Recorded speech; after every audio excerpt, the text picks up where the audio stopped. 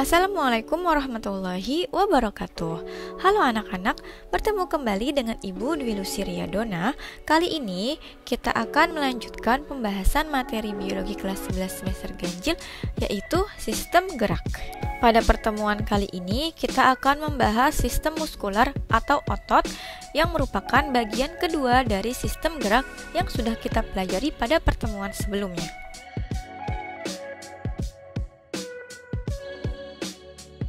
Kompetensi dasar atau KD-nya masih sama ya dengan pertemuan sebelumnya, yaitu 3.5 dan 4.5. Indikator pencapaian kompetensi pada pertemuan kali ini adalah menjelaskan sistem gerak aktif pada manusia, yaitu otot, dan menguraikan masing-masing ciri dan karakteristik sistem gerak aktif atau otot. Baiklah, yuk sekarang kita bahas sistem otot atau muskular. Sistem otot merupakan alat gerak aktif yang terdiri dari jaringan-jaringan otot yang mencapai 40% sampai 50% berat tubuh. Pada umumnya, jaringan otot tersusun dari sel-sel kontraktil yang disebut serabut otot. Melalui kontraksi, sel-sel otot akan menghasilkan pergerakan dan melakukan pekerjaan. Sistem muskular atau otot memiliki fungsi antara lain yang pertama untuk pergerakan. Otot menghasilkan gerakan pada tulang tempat otot tersebut melekat dan bergerak dalam bagian-bagian organ internal tubuh. Yang kedua, sebagai penopang tubuh dan mempertahankan postur. Otot menopang rangka dan mempertahankan tubuh saat berada dalam posisi berdiri atau saat duduk terhadap gaya gravitasi. Dan yang ketiga, untuk produksi panas, di mana kontraksi otot secara metabolis menghasilkan panas untuk mempertahankan suhu normal tubuh. Otot memiliki ciri-ciri atau sifat antara lain yang pertama, kontraktilitas. Serabut otot berkontraksi dan menegang yang dapat atau mungkin juga tidak melibatkan pemendekan otot. Kontraktilitas merupakan kemampuan otot untuk memendek dan lebih pendek dari ukuran semula. Hal ini terjadi jika otot sedang melakukan kegiatan. Yang kedua adalah ekstensibilitas. Serabut otot memiliki kemampuan untuk meregang melebihi panjang otot saat rileks. Jadi, ekstensibilitas merupakan kemampuan otot untuk memanjang dan lebih panjang dari ukuran semula. Berikutnya adalah elastisitas. Serabut otot dapat kembali ke ukurannya semula setelah berkontraksi atau meregang.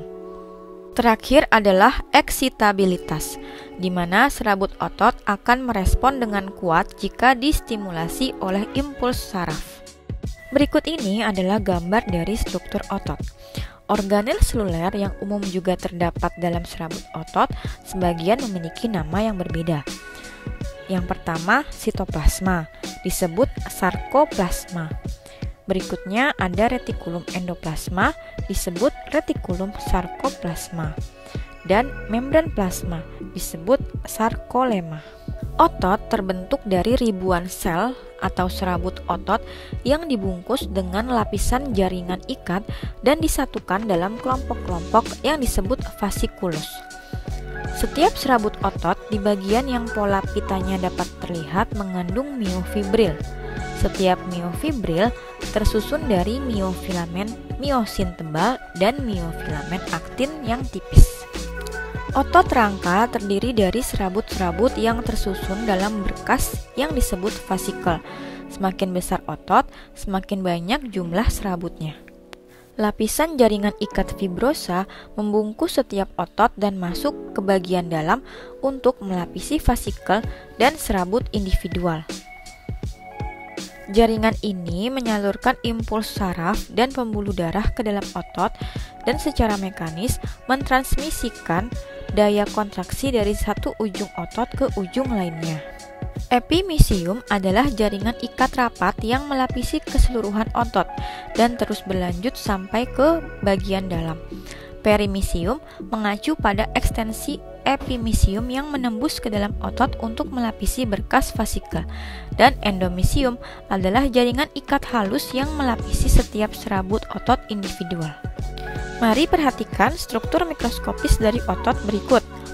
Miofibril adalah unit kontraktif yang mengalami spesialisasi, volumenya mencapai 80% volume serabut.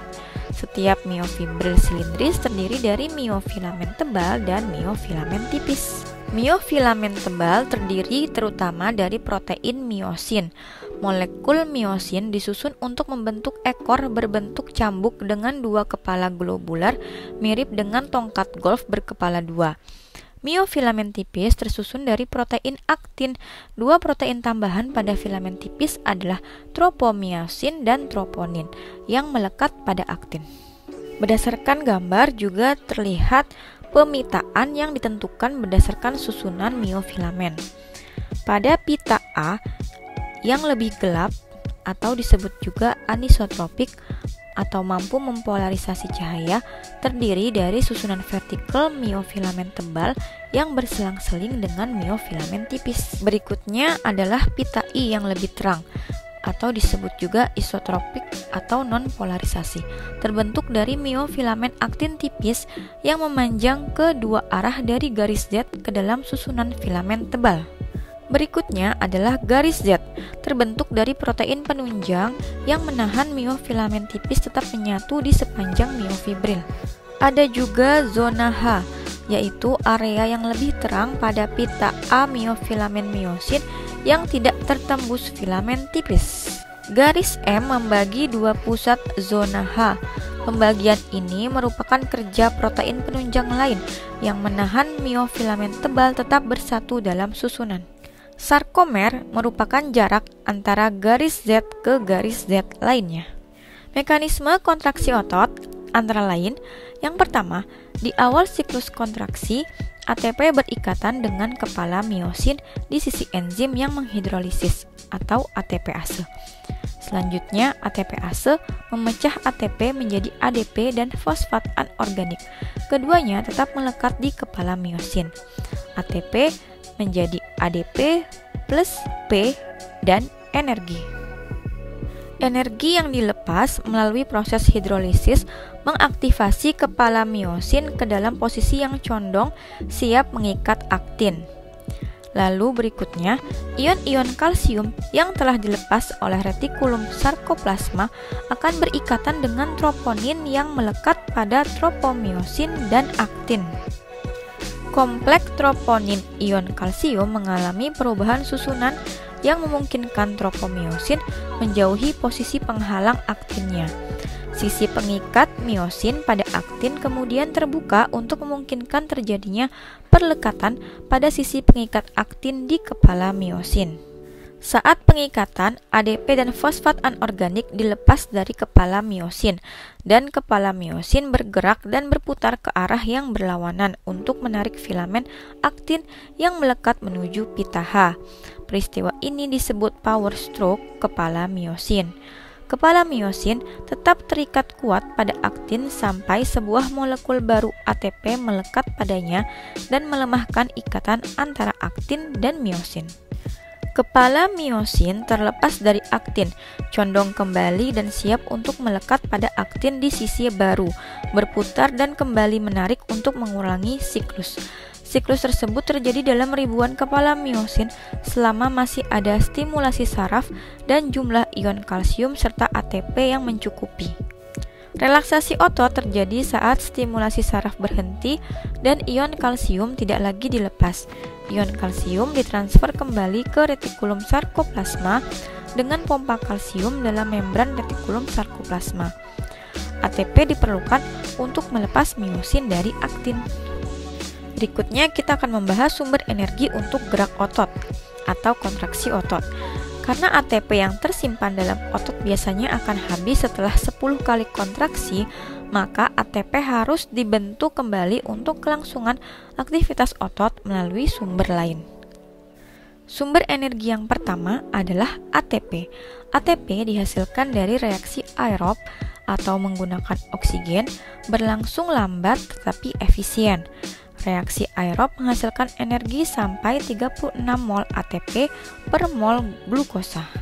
Bisa juga ATP dihasilkan dari reaksi anaerob melalui jalur glikolisis saja. Glikolisis anaerob berlangsung cepat tetapi tidak efisien karena hanya menghasilkan 2 molekul ATP per molekul glukosa. Glikolisis dapat memenuhi kebutuhan ATP untuk kontraksi otot dalam waktu singkat jika persediaan oksigen tidak mencukupi. Sumber energi yang kedua adalah kreatin fosfat atau CP. Senyawa berenergi tinggi lainnya merupakan sumber energi yang langsung tersedia untuk memperbaharui ATP dari ADP. CP plus ADP menjadi ATP plus kreatin. Sumber energi yang terakhir adalah glikogen. Glikogen dapat menjadi laktasidogen yang kemudian akan diubah menjadi glukosa plus asam laktat. Glukosa ini nantinya akan mengalami oksidasi menjadi CO2 plus H2O dan energi. Berikutnya kita akan membahas 3 tipe otot, di mana seperti yang sudah kita pelajari pada jaringan hewan, ada 3 tipe otot. Otot jantung, otot rangka, dan otot polos. Perbedaan dari ketiga tipe otot tersebut disajikan pada tabel berikut. Perbedaannya meliputi bentuk sel, inti sel, aktivitas, dan letaknya. Sekarang kita lanjutkan pembahasan mengenai cara kerja otot, di mana dibedakan menjadi 2, yaitu secara sinergis, bekerja bersamaan, atau antagonis, bekerja berlawanan. Untuk otot yang bekerja secara sinergis, contohnya adalah otot pronator teres dan pronator quadratus, yang dimana otot tersebut saling bekerja sama membentuk gerakan pronasi. Untuk otot antagonis dibedakan menjadi beberapa macam, yaitu fleksi, ekstensi, adduksi, abduksi, elevasi, depresi, supinasi, pronasi, dan inervasi, eversi.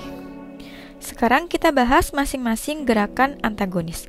Yang pertama adalah fleksi. Fleksi adalah gerakan yang memperkecil sudut antara dua tulang atau dua bagian tubuh, seperti saat menekuk atau membengkokkan siku dan lutut. Sementara ekstensi merupakan kebalikan dari fleksi, di mana ekstensi merupakan gerakan yang memperbesar sudut antara dua tulang atau dua bagian tubuh. Ekstensi mengembalikan bagian tubuh kembali ke posisi anatomis seperti gerak meluruskan persendian pada siku dan lutut setelah fleksi. Berikutnya adalah gerakan adduksi dan abduksi. Adduksi merupakan gerakan di mana bagian tubuh mendekati poros tubuh, seperti pada posisi berdiri siap. Sementara abduksi kebalikan dari adduksi, yaitu bagian tubuh menjauhi poros tubuh. Berikutnya adalah gerakan elevasi dan depresi. Untuk elevasi merupakan pergerakan struktur ke arah superior atau gerakan mengangkat kepala atau dagu ke arah atas. Selanjutnya, depresi adalah menggerakkan suatu struktur ke arah inferior atau gerakan menurunkan kepala ke arah bawah. Berikutnya adalah gerak supinasi dan pronasi. Gerak supinasi merupakan gerak menengadahkan tangan atau telapak tangan menghadap ke arah atas atau depan. Dan pronasi gerakan menelungkupkan tangan atau gerakan yang mengakibatkan telapak tangan menghadap ke bawah atau ke belakang. Gerakan antagonis yang terakhir adalah inversi dan eversi. Untuk inversi merupakan gerakan sendi pergelangan kaki yang memungkinkan telapak kaki menghadap ke dalam. Dan eversi merupakan gerakan sendi pergelangan kaki yang memungkinkan telapak kaki menghadap ke arah luar. Gerak inversi dan eversi pada kaki sangat berguna untuk berjalan di atas tanah yang rusak atau berbatu-batu. Berikut ini adalah gambar dari masing-masing gerakan antagonis yang tadi sudah kita pelajari. Yuk sebutkan gerakan pada masing-masing gambar ini. Nah, sekarang kita akan membahas gangguan pada otot. Yang pertama adalah atrofi otot. Kondisi di mana otot mengecil yang disebabkan oleh virus yang menyerang saraf pengordinasi otot-otot. Jika suatu otot tidak dipakai, maka otot tersebut akan mengecil. Pada akhirnya, serabut otot akan diinfiltrasi dan digantikan dengan jaringan fibrosa dan lemak. Gangguan otot yang kedua adalah hipertrofi. Hipertrofi yaitu merupakan pembesaran otot. hasil dari aktivitas muskular yang kuat dan berulang, bukan hasil dari aktivitas ringan. Biasanya terjadi pada atlet. Jumlah serabut tidak bertambah, tetapi ada peningkatan diameter dan panjang serabut otot yang juga berkaitan dengan peningkatan unsur-unsur filamen. Selanjutnya adalah tetanus, kondisi di mana otot terus-menerus berkontraksi sehingga otot menjadi kejang. Biasanya disebabkan oleh bakteri Clostridium tetani. Alhamdulillah, materi sistem otot atau muskular sudah selesai. Artinya, materi sistem gerak sudah tuntas kita pelajari. Terima kasih untuk anak-anak ibu yang sudah menyimak materi dengan baik. Semoga apa yang sudah kita pelajari dapat bermanfaat bagi kita semua. Tetap semangat belajar dan jaga kesehatan. Insya Allah kita bertemu kembali di pertemuan selanjutnya. Assalamualaikum warahmatullahi wabarakatuh.